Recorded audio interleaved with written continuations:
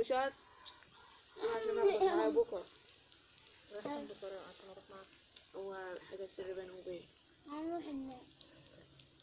بالحق ما تفرقش معاك النبي كل يوم جمعه.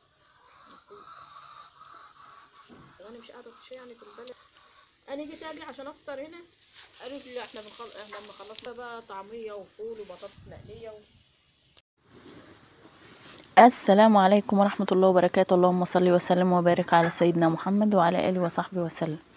هنعمل معنا الكشر المخلط. تمام. ده عدس بجبة غسلاه، وده حمص الشام، ومعاه طبعا البصل اهو.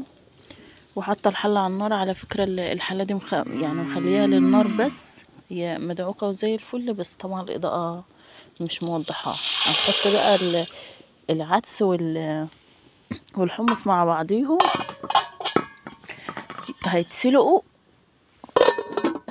تمام. واخرط بقى البصل، اخرطه طرنشات كده على بال ما العدس والحمص يتسلقوا، وارش عليهم كده توابل ملح وفلفل وكمون، بيدي نكهه حلوه. هخلص بقى كل الكميه دي وهوريها لكم.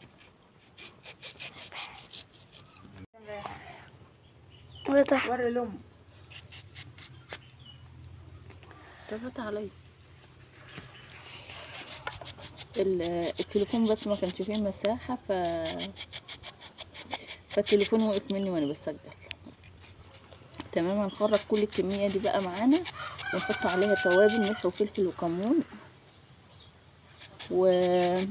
وشويه دقيق، ولو عندك نشا ماشي، ليمون كده في البصل، لان لما بتيجي تشوح البصله علشان البصله بس تنشف منك وتبقى مقرمشه زي اللي انت البصل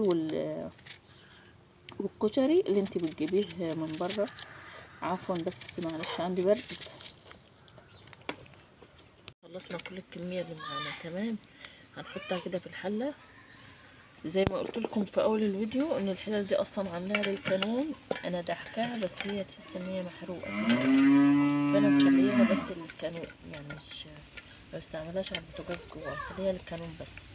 هنحط بقى شوف كل الكميه اللي معانا دي، وده دقيق وعليه ملح وتوابل. ابتدي ارفع من فوق لتحت كده. تمام اهي. والفراشات دي كده نفتحها علشان تتبل معانا وتاخد ايه، ولما تيجي تتقلي متبقاش طريه. تمام. من فوق لتحت اهو.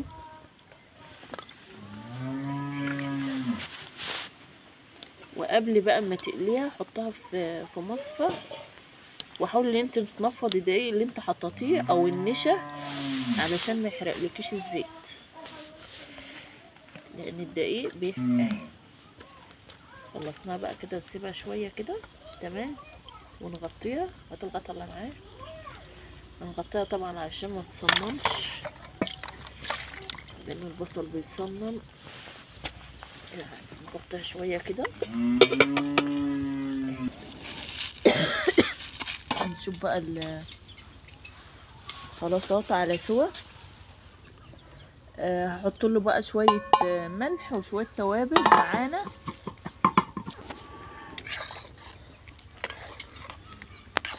هنحط بقى الملح والتوابل زي ما قلت لكم كده، بحيث يبقى كل حاجه متملحه كده وتبقى طعمها حلو.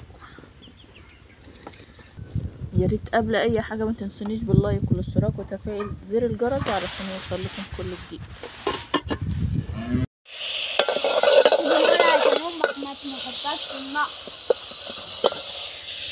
هنعمل الصلصه بقى اللي هي مشطشطه. ده سمن بلدي كنت اشحاه.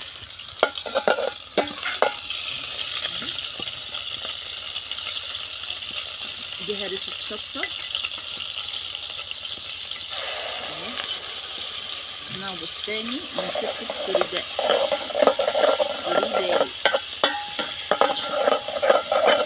شطة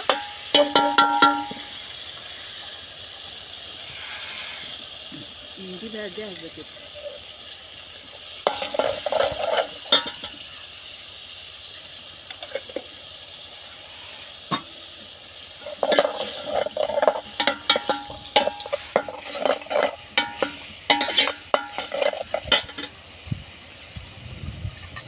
هنحط بقى الطماطم بتاعتنا،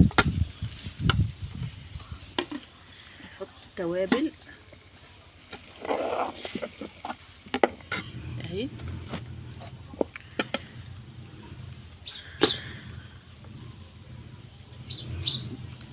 دي توابل مخلطة، كمون على فلفل اسود على حاجات يعني كده.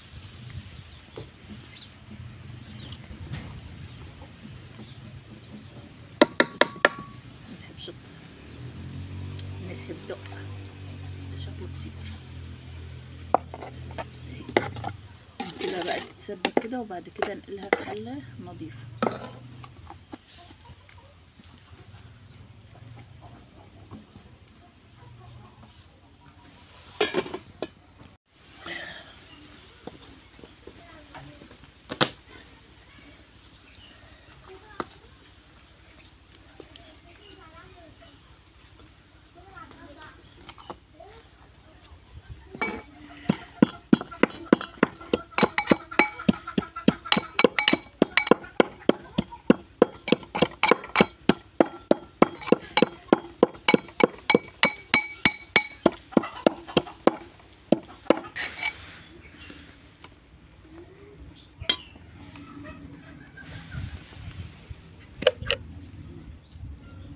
وده خل هنحطه على الثوم،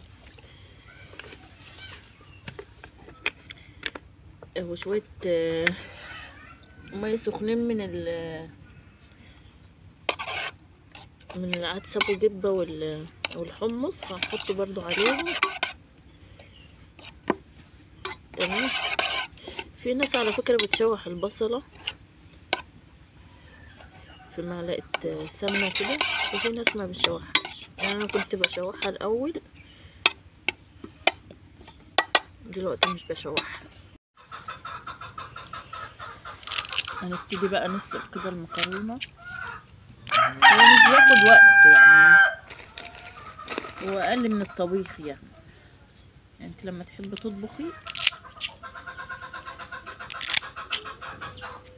الطبيخ بياخد وقت كبير عن الكشري.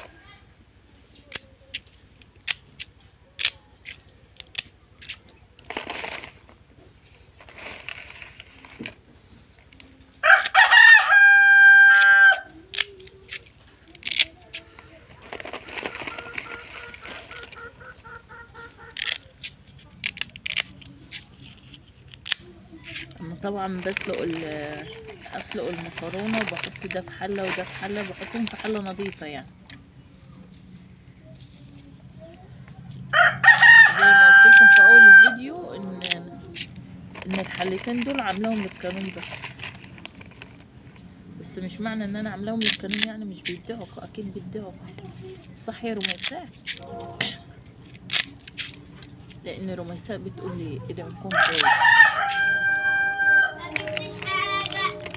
اهي حطيت دي، حطيت المكرونه الثانيه ده، الحبايه اللي هي عامله مقوقعه دي. انا طبعا حاطه في الميه ملح،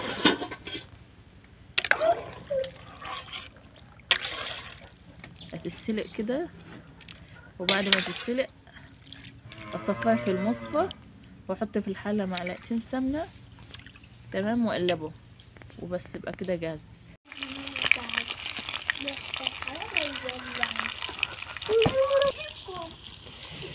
كده هنقلي بقى هنحمر البصل، بس طبعا لازم يكون الولعه جديده شويه عشان ايه